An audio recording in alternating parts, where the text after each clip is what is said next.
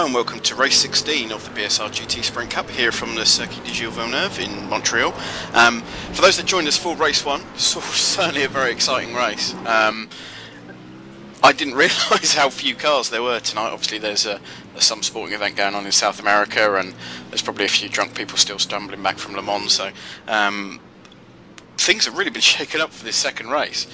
Traditionally in this series we're looking at kind of 40-45 cars running in each race.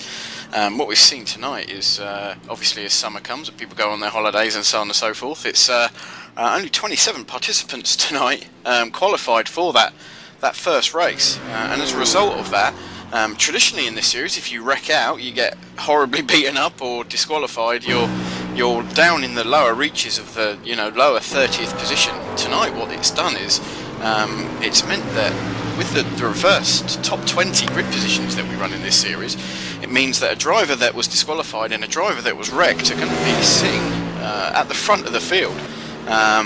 So that will certainly be very interesting. Ashley Sutton disqualified from race 1 due to gathering too many incident points, will start in second place. And Linus Brostrom, who we saw get a little bit too anxious on the throttle pedal, unfortunately for him wrecked out of that first race as a result, badly damaged his car, but will still start this second race from pole position, having finished in 20th place. So very interesting. So the guys just finished their warm-up for this second race. We've got about 45 seconds to run with. I'll just give you a quick rundown of championship standings as a result of that, the first race. Juan Jose Sanchez, obviously, who took that race win and becomes the first driver this year to win 3 races, so congratulations to him. He leads the way with 395 points. Behind him is his teammate Ruben Velasco. That gap was just 20 points, 3 points, sorry, at the start of this evening's festivities, and as a result of that result in that first race, Juan Jose Sanchez has opened up a further 20-point gap. So Velasco is now 23 points behind Juan Jose Sanchez. Michael Stephen for Team Extreme moves into stays in third place, but again the gap gets significantly bigger. He's now 43 points behind the leader and 20 points behind Ruben Velasco ahead of him. Linus Brostrom, despite his excursions in that first race of the evening, actually gained a place in the championship. He moved up ahead of Carlos Foss by virtue of the fact that Foss isn't racing this evening. So Linus Brostrom moves into 4th place, but is still 114 points behind the leader. And as we said, Carlos Foss is rounding out the top 5, but he won't get any more points tonight. He's not with us this evening. So as the cars form the grid for this second race, I'll give you a full rundown of how things stand. As we said, Linus Brostrom in that number 71 MovieGo BMW Z4 GT3 starts on pole position. Alongside him in the yellow and black machine is Ashley Sutton. Third place is Robert Teings in number 303. Fourth place is Willem Pienaar from Team Extreme. Fifth place is Julian Janowski. Sixth place, and a really good starting position for Matt Dalton. Earlier in the year when Dalton started in a similar position, he was able to turn that good starting position into a race win, so keep an eye out for Dalton. He's a very steady pedaler, he's got some good pace, and I'm sure that he'll be there or thereabouts as we come to the end. 7th place is Willem Bernhardt, who we saw just losing out in race 1 in a battle with Ellis Stevens. Stevens starts 8th, Nick McCarron starts 9th, Stephen Burke starts in 10th position, with Ben Gregory, Vincente Gascon-Marti, Cyril Thomas, Michael Stephen and Noel Lumberg rounding out the top 15. Race winner from race 1 is not in the right place. He's not here. I expected to see Juan Jose Sanchez in 20th place, but he doesn't appear to be in the race. I'll keep an eye on that for everybody as the cars come through the chicane for the last time, and they're off. Linus Brostrom gets the pedal down very early, and the green lights fly now, but everybody's gone very early. But by virtue of the fact that the safety car goes into the pits before you even get to the last corner on this circuit, there's no chance of anybody jumping the safety car, so Bostrom and Sutton behind him really taking advantage of that fact. It looks like somebody had done their homework and the cars behind maybe hadn't done, because they're off. Matt Dalton got a fantastic start. He got the hammer down very, very early. Obviously another driver realised that you can't really jump the start here, even if you go incredibly early, and Matt Dalton finds himself running now in 3rd position, just ahead of Julian Janowski.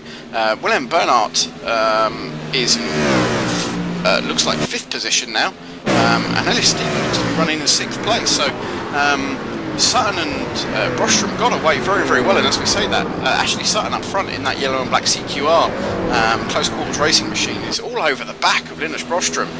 Those guys having a real tussle, and as we say, they really got the jump on everyone, and their fighting has enabled Matt Dalton, who got a brilliant start from 6th position, and is now running 3rd, as we said, to close right up on them. And he's certainly within touchy distance, as we said earlier in the season when this happened. Dalton had a good starting position, and when he can do that and avoid any incidents, he tends to run well, as we see Sutton in the draft, and he goes up the inside there side by side, coming down the end of that long straight into the chicane, and Bostrom isn't resisting too hard there. Sutton well out the championship picture, and I think Bostrom's very, very aware of that. Bostrom's fighting for a podium in the championship, so I don't think he's going to do anything silly. I think he also appreciates that Sutton has got great pace despite his race 1 problems, which were caused in no small part by the fact that he was serving a penalty for some indiscretions earlier in the season. In fact, at Alton Park, it saw him start at the back of the grid, and when you get mixed up in the middle of that pack, it's very, very difficult to extricate yourself from it. So Sutton leads from Linus Bostrom by about half a second as they cross the start-finish line, and that gap looks to be growing. Matt Dalton is running in 3rd and certainly closing in on Linus Bostrom. Willem Bernhardt is running in 4th place, the first of the 2 extreme cars. Just behind him is Julian Janowski, and Janowski is being hassled by Ben Gregory. Ben Gregory started the race in 11th position, I believe, so as he makes the move into that 3rd chicane, as they start the run down now through the long sweeping left-hander down to the hairpin, Gregory gets that job done. So Gregory leaps past Julian Janowski there, and in the space of 1 lap has gone from 11th to 5th, so a fantastic start from Gregory, and he's now the front runner in the McLaren. And as we've seen so far tonight, that McLaren it's just flat out fast around here. It's great on these straights, and as I say that, just behind these 2 guys, Ellis Stevens is being hassled by Marcus Hamilton, who finished race 1 in 2nd place. Those 2 guys fighting over 7th and 8th position, and Hamilton, again using the superior speed of that McLaren MP4 12C GT3, gets ahead of Stevens. Stevens now is fighting off Noel Lundberg, and Richard Wilde is his teammate in that eBay Motors GT team. So Stevens has got his hands full. So a couple of big movers in these first couple of laps. Ashley Sutton is driving away from Linus Bostrom a little bit up front, but the big movers certainly, Ben Gregory 11th to 5th in just 2 laps, and slightly ominously for the rest of the participants in this second race, Marcus Hamilton from 19th position on the grid, 18th position on the grid, to where's he running now? Let's have a look. 8th place, yeah, just behind Jose Vergara, and catching Vergara at a rate of knots. That said, Vergara just tries to have a look up the inside of Julian Janowski, scares Janowski off the road. Janowski climbs all over the brakes and is very, very slow coming out of that 3rd chicane, and that's going to enable Hamilton to come thundering past him as well. So Marcus Hamilton taking advantage of the fact that Julian Janowski, for some reason, was very, very, very wary of Jose Vergara. Vergara's carrying significant front-end damage, but we won't draw any judgments as to where that may have came from. To move out of the way, Janowski didn't want to be anywhere near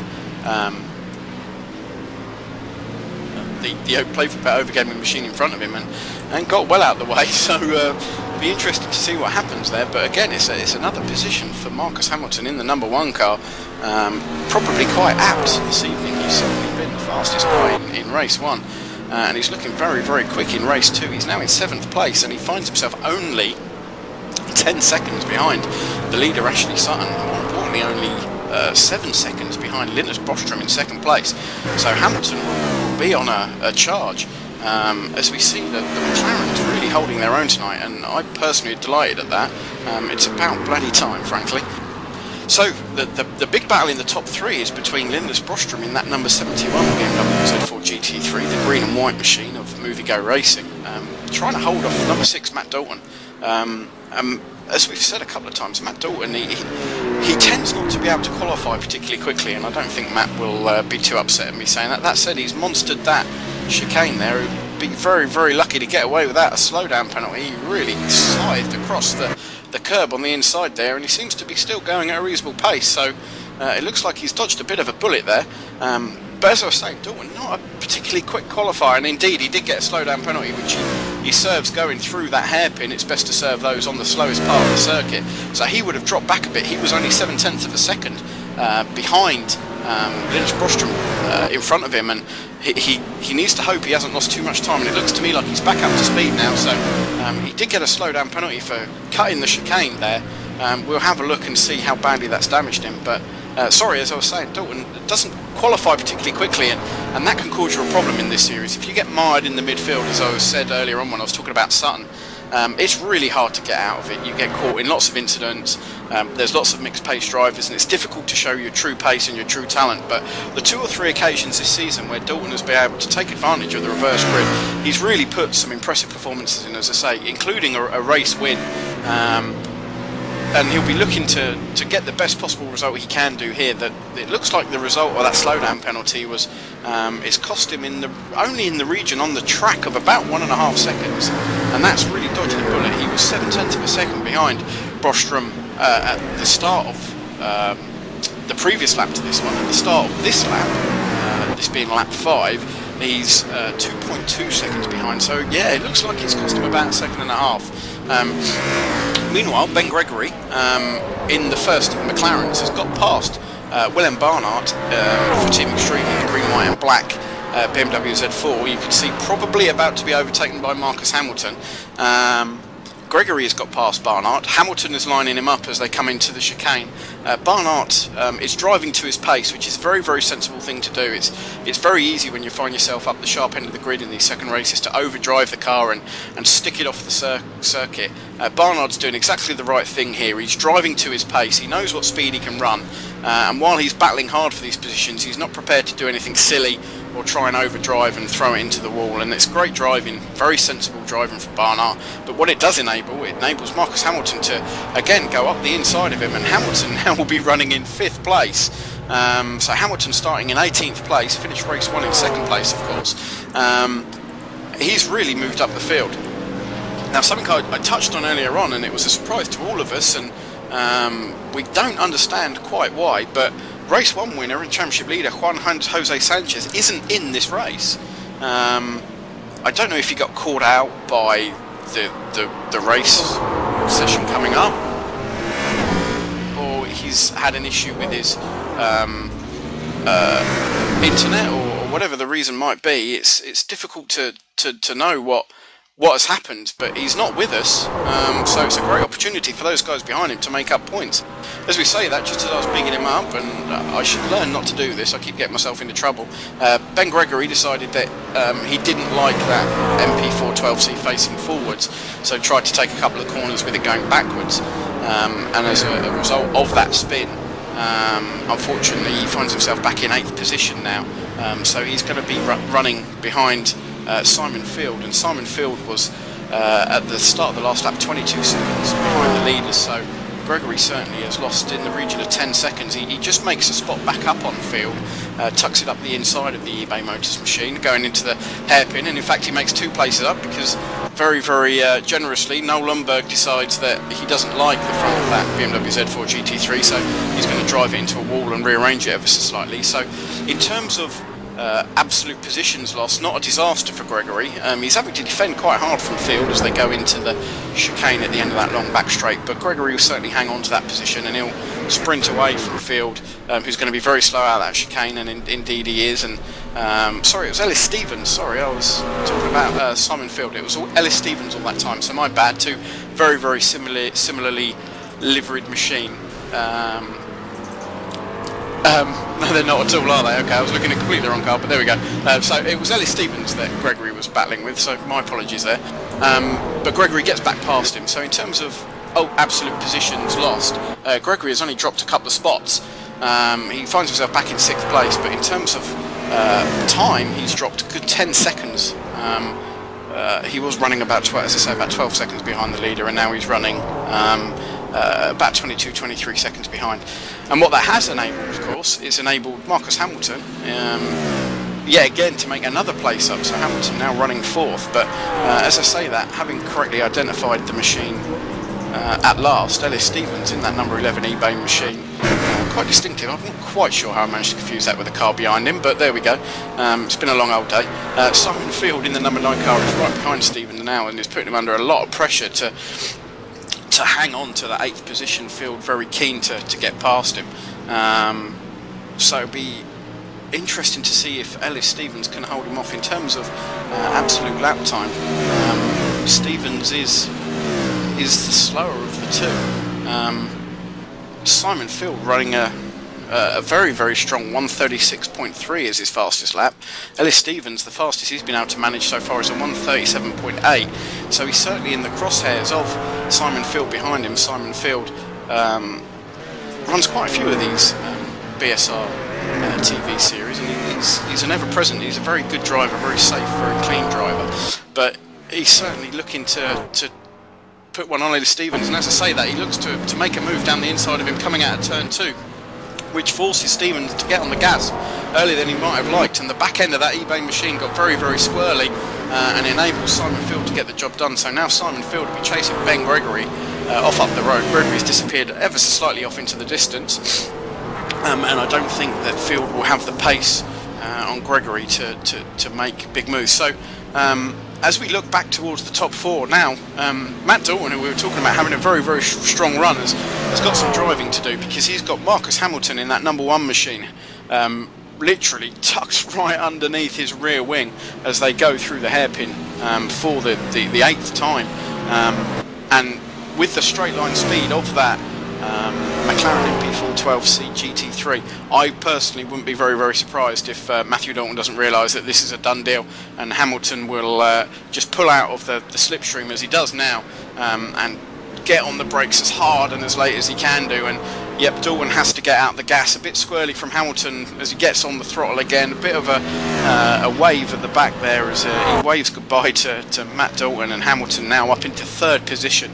So a gain of 15 places in 13, just under 13 minutes for Marcus Hamilton. An incredibly impressive performance from him tonight. Next in his crosshairs is Linus Brostrom, just ahead of him. In terms of lap time, Hamilton again has been absolutely blitzing the lap times. A 1:35.2, his fastest lap of the race. That last lap at 1:35.8, but obviously you need to compromise yourself slightly if you're overtaking, and Hamilton was making the pass on Matt Dalton just behind him. The quickest that Linus Brostrom has been able to manage is in the mid 136s. The best lap Linus Brostrom can manage is a 136.6. But as we say, Brostrom will have half an eye on the championship. You know, he knows that he's fighting for a championship position. He'll probably be very, very aware that Juan Jose Sanchez, the championship leader, hasn't taken the start for this second race, so he'll be scoring no points at all. As Linus Brostrom is having to look in his mirrors at that McLaren all over the back of him, as Hamilton again gets a great drive out of that final hairpin and onto that long back straight, and again he's tucked firmly into the slipstream of Linus Brostrom. Last lap it was Matt Dalton, this lap it's Linus Brostrom, but it's a bit too much of a gap. He doesn't want to take a chance there, so he decides again that discretion is the better part of valour, and he'll have a look down the inside of Brostrom as they go into turn 1. They're side by side as they come across the start-finish line. Hamilton has the inside line crucially as they go into the braking zone for turn 1. Yep, indeed so. Brostrom doesn't really fight too hard, to be honest, again driving at his pace, but Hamilton now is past him into 2nd place of this race, having already taken 1 second place this evening. And he'll be off up the road trying to cash Ashley Sutton in front of him. Ashley Sutton, as we speak, is kind of driving away with this a little bit. As we said, he's a very, very quick peddler, Ashley Sutton, but he tends to get caught up in too many problems. not always of his own making, you have to say, but he's got a lead of about 10 seconds over Marcus Hamilton behind him. And I think, in fairness, given the pace that these guys are running, Ashley Sutton down in the 135s, 135.8 is his fastest lap, and Marcus Hamilton behind him, although he's run a slightly quicker, faster lap, he's only faster in terms of ultimate pace than Sutton by about 0.3 of a second. So if you assume that both drivers run their absolute best pace between now and the end of the race, Hamilton's only going to gain on Sutton by a good maybe 2.2 seconds. So I think with that 10-second cushion, barring mistakes and problems up front, Ashley Sutton's got this one in the bag. And as I say that, Sutton thumps over the inside curb of the second part of that chicane next to the Wall of Champions, and I think he'll do well to avoid a slowdown there. Looks like he has done, but what is happening to Sutton now is he's starting to catch lap traffic behind him. Just ahead of him is Willem Botha in the number 302 green, black and white Team Extreme machine. A very, very bent Team Extreme machine, it has to be said. Doesn't look like it's handling particularly well, and he's certainly going very, very slowly, and that can be a recipe for disaster around this place. It really can do. You've got to be very careful passing damaged cars, because the slightest lurch left and right from that back marker and it's going to put Sutton in a wall. So he's going to be being very mindful of that. In fact, he's got a little bit of a Team Extreme roadblock. Michael Stephen is just ahead of Willem Botha, and as I say, that Sutton flashes past Botha. And hopefully Michael Stephen will get well out of the way. I'm not quite sure what happened to Stephen. He's been a strong championship runner this season. He's there or thereabouts in terms of championship position, as we were saying earlier on. Michael Stephen started this evening's session in 3rd position in the championship, but again he's driving a very bent, very battered, very broken Team Extreme machine, so it'll be interesting to see what's happened to him. We'll have a look at that one after the race perhaps, but Sutton romps past those two guys and again is off on his merry way, and I think that gap is just going to be too big a gap for Marcus Hamilton to close unless Sutton has some kind of problem. Meanwhile, Linus Brostrom, back in 3rd place, is having to fight off the attentions of Matt Dalton. Dalton running a little bit quicker than Brostrom over the last couple of laps. The last lap for Brostrom was a 1:37.4. For Matt Dalton, it was a 1:36.7. So 0.8 of a second, and as you can visibly see on your screen, Dalton is all over the back of Linus Brostrom. That number 6 machine very, very close, and he gets a great drive out of the second of the left-right complex that is turns 1 on 2, and they'll go running into the first chicane. It's not really an overtaking place, this first chicane. It's one of the downsides of this fantastic circuit here, is that it's very difficult to pass, and as I say that, Brostrom takes a very, very wide line, but Dalton's going to have to play it safe and play it careful. This slower second chicane is again a very difficult place to overtake, but what you can do is again get on the gas far too early and stick yourself in the wall, as Dalton nearly does there as I say that. Matt Dalton gets a huge tank slapper on and manages to catch it. Doesn't really lose any time, and as they go into this 3rd chicane, the very, very tight right-left chicane that leads on this curved left-hand run down to the tight hairpin at the bottom of the circuit, that leads on to what I think for Dalton is probably going to be his best overtaking chance, going up into the chicane at the end of this back straight. I don't know if he's quite close enough to take advantage of any tow, but these guys need to be very, very careful, because just behind them and doing his best to recover is Ben Gregory. Gregory, who we saw earlier on in the race, managed to turn that car around all on its own and drop quite a few positions. Now in fact he's dropped even further back. My lap chart is showing him now has dropped another lap, so although he's looking very, very close to these guys on the road, he's obviously had another problem somewhere, because Gregory in actual fact is running 2 laps down, so a real shame for him there. He was having a very, very strong run, so in fact the car that's immediately cruising up behind Brostrom and Dalton is a long, long way down. But the nearest challenger on the road to those two guys is Willem Barnard. Barnard running in 5th position, but he's 14 seconds behind the Brostrom-Dalton battle, so these two guys can have at it, relatively safe in the knowledge that whatever happens. And again, in exactly the same place, Matt Dalton gets a huge tank slapper on. He's certainly very keen to get past Brostrom, and he's maybe getting on the throttle a little bit too early in a couple of corners, and he's getting some real sideways movement. Very difficult to stop in these cars. Easier to stop a slide in the BMW than it is in the McLaren by virtue of where the engines is. These BMW Z4 GT3s have big flat 6 engines right at the front of the car, which means there's very little weight at the back.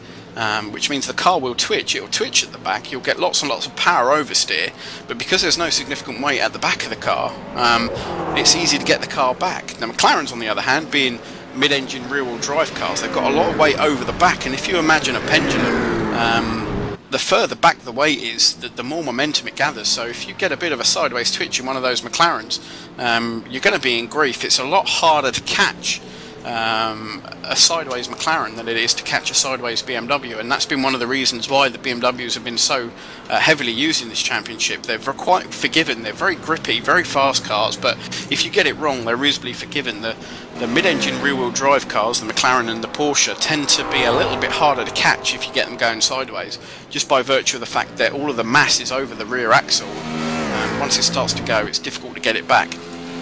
So anyway, let's just have a look at the timing screen to see what's happening. So Ashley Sutton still leads. Hamilton's doing a great job of nibbling away at that lead. That said, Sutton's not running at anything like his ultimate pace at the moment. Intentional or not, I'm not sure, but Hamilton's managed to take a second and a half out of Ashley Sutton in the last couple of laps, but as I thought, I think that gap of 10-second gap that Sutton did have, that is now about 8.5 seconds, is probably too far.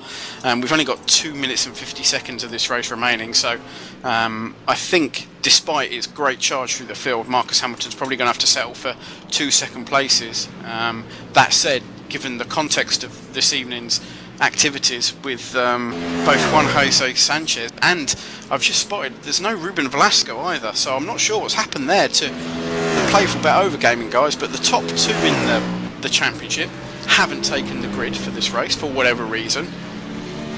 Oh, my mistake, Velasco is there. I had to look all the way through the timing screen. He's a long way down. He's running in, where are we, 13th position. He's a lap down in a quite bent Playful Bet Overgaming machine, so he's not having a great race. In fact, he's just with his teammate Jose Vergara, who has almost identical damage to him, but those cars look identical in pretty much every way, so they've obviously been having some adventures, but certainly Velasco's not going to score very well. Juan Jose Sanchez didn't take the start of this race, and as we saw earlier in the race, Michael Stephen, who's in 3rd position, is a long way down. Michael Stephen running in 15th place, 2 laps down in a very bent Team Extreme machine. So the opportunity for Sutton and Hamilton, and certainly Brostrom, to gain on the guys in front of them is a great opportunity. I think, if anything, it's a shame that we've not got massive numbers here tonight, because if anything, that will save the guys at the top of the championship. They've, you know, the top 3, pretty much all of them have had a complete shocker this evening. It's really going to save them that, despite the fact they're running 2 or 3 laps down, as I say, normally that would put you in the clutches of the mid to late 30s in terms of position.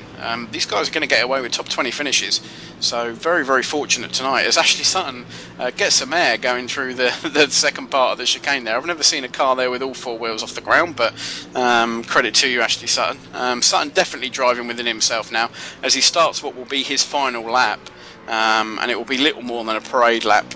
For the last couple of laps he's been running down in the mid 136s, which for him is a good 7 or 8 tenths of a second off of his ultimate pace. Behind him, Marcus Hamilton has been just churning out quick lap after quick lap after quick lap, but he's not going to get anywhere near Sutton. Sutton knows it, so he's been taking it reasonably easy these last few laps. Not going slow by any stretch of the imagination, but as you all know, driving 7-8 tenths of a second within your ultimate pace is fairly comfortable. So 10 seconds of this race remaining. This will definitely be the final lap. Again, we'll manage, I think, 16 laps. Race 1 was a similar length. The clock counts down to 0 now, so it's just a matter of Ashley Sutton negotiating again, just really 2 corners to go. Just this hairpin at the back of the circuit, and he certainly won't have any troubles in there. He's not gone in there or anything like quickly, and he'll just point it in the right direction, get the power down, and just run up this long back straight. Really does seem like it goes on forever and ever and ever, and then all of a sudden you're in the braking zone, and you have to be very careful. And I speak from bitter personal experience that it's very easy to get mesmerised by the length of the straight and miss your braking point at about the 200 metre marker. But Sutton negotiates that last chicane, stays clear of the Wall of Champions, and the showboater as he is pulls over to the left to wave to his imaginary pit crew as he crosses the start-finish line there and takes the race win. So Sutton in the number 15 machine will be delighted. Poor race won by his standards, being disqualified, but a strong run, lights to flag for Ashley Sutton. In second place is Marcus Hamilton, and it looks like we've had some drama going into that the end of the race. Let's have a look. Matt Dalton and Linus Bostrom will be seen very, very close together throughout the entire race. I'm just having a look at a replay now. Dalton got a run down the inside. Linus held the inside line, and 6 of one, half a dozen of the other going through the chicane. But what it meant was that Matt Dalton had to get on the gas earlier than he wanted to, at a more extreme turning angle than he wanted to, and spun round, just tapped the back of Linus Bostrom, and sent Linus spinning into the wall. But both cars were able to keep going and finished in the positions they were in anyway, so no harm, no foul. As I said earlier in the race, these guys were a long, long way clear of anyone behind them. They almost used all of that time. They didn't quite, but as I say, no harm, no foul there. Bostrom held on to 3rd place. Dalton came home in 4th place. In 5th place was Vincente Ascon-Marti, who seemed to have stealthed his way into 5th place. We didn't really talk about him throughout the race, to be honest with you, but there he is nonetheless in the number 6 machine. He'll be delighted with that. Willem Barnard, who drove an incredibly sensible race. As we said, it's so difficult to try and keep up with the quick guys when you start near the front for these reverse races, and despite running a fastest lap of 137.4, but generally running 138, by being sensible and driving within himself and appreciating what his pace was, Barnard has managed a top 6 finish, and that's a fantastic result. Just goes to show that driving is as much about your head as it is about your ultimate speed and your ability to run people off the circuit. So a great result for Barnard there, well deserved. Noel Lundberg brings the number 88 machine home in 7th place. Ellis Stevens in the, for me, incredibly hard to identify, brightly coloured, unique eBay Motors machine comes home in 8th place, ahead of Robert Tings in 9th, and 10th place is Willem Pinar. So a good run in this second race for the Team Extreme guys. 3 guys in the top 10. They'll be very, very pleased with that.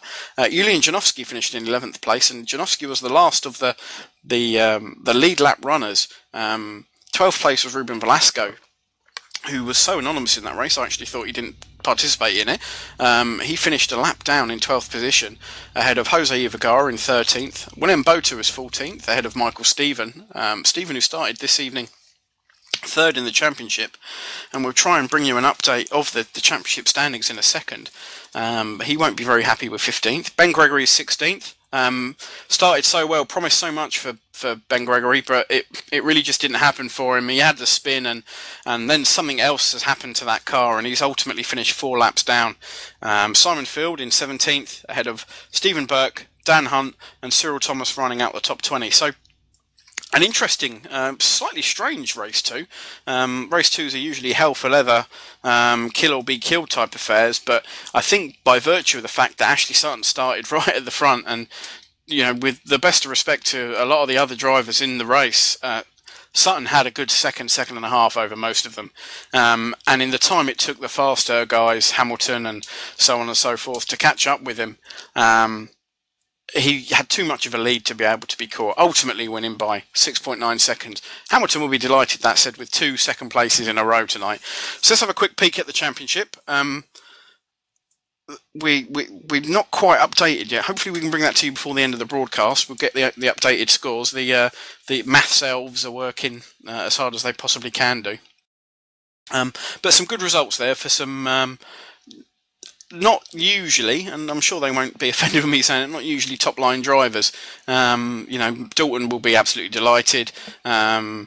Gascon Marty, I know, will be chuffed to bits with 5th position, but I'm very pleased for the Team Extreme guys. Some of those guys that turn up week in, week out, regardless of what's going on with kickball or any other events, and it's great for them to have 3 cars in the top 10. So we'll call it a night there. Thanks again for joining us. It was an absolute pleasure to have you along again this evening. By all means, join us next week. We'll be looking forward to another very, very tight evening of racing, and very tight is going to be the operative word. Next Tuesday night we're at Lime Rock Park. Lime Rock, one of my favourite circuits in the world. If you find yourself in that part of the world, if you're in and around Connecticut, get yourself there. It's a bit of a shame there isn't a top-line sports car race there anymore. The Grand Am guys used to go there, and with a lap time of about 55 seconds, with 40-odd cars, GT cars thundering around it, it'll give you some idea of how tight and twisty, and things are really, really exciting at that circuit. It's a whole different proposition for what we've seen tonight.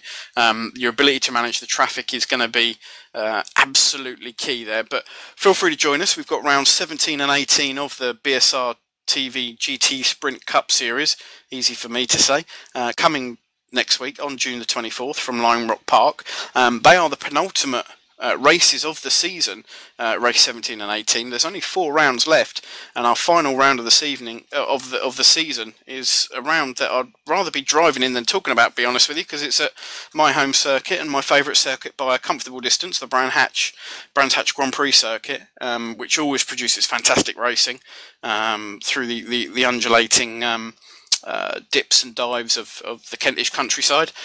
So yeah, please join us for those. As I say, first up is Lime Rock Park next week. We hope we'd see you there. My name is Marcus Narris. Thanks for joining us this evening. It's been great to have you along. I'd like to extend my thanks to Steve Richardson, who's been directing activities tonight, bringing you the pictures you've been seeing on the screen, and also yelling at my ear when I get very, very basic things wrong, which I do with alarming regularity. Thanks for joining us. Please put comments if you enjoyed the race on the BSR TV comments page on YouTube. Also, please join the British Sim Racers page on Facebook. Give us a like, give us a follow by all means. You can keep up to date with all the latest scores and news and other exciting things from the championship on there. So thanks again for joining us. Hopefully you'll join us next week. Good night.